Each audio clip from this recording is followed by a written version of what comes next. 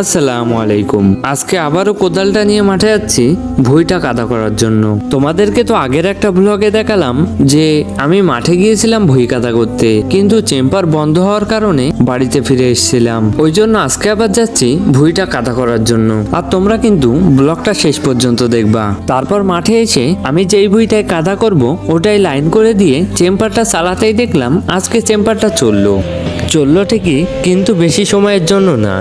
আসলে চেম্বারটা চালিয়ে দিয়ে আমি আলের কোলগুলো কোপাচ্ছিলাম, আর কিছুক্ষণ পরেই চেম্বারটা হঠাৎ করে বন্ধ হয়ে যায়। তারপর লাইনম্যানের কাছে ফোন করার পরে সে বলল চেম্বার আজকেও নাকি চালাবে না। ওই জন্য আজকেও বাড়িতে চলে যাচ্ছিলাম। আর ঠিক তখনই মনে পড়লো যে আমাদের ঝিঙে ভুঁইতে যে পিন পোকার জন্য কোটো দিয়েছিলাম সেই কোটোর ভিতরে পোকাগুলো মরেছে কিনা তোমাদেরকে দেখানো হয়নি। ওই জন্য ভাবলাম আজকেই দেখাবো। আর যেই ভাবা সেই কাজ, ওখান থেকে সোজা আমাদের ঝিঙে ভুঁইতে চলে এলাম।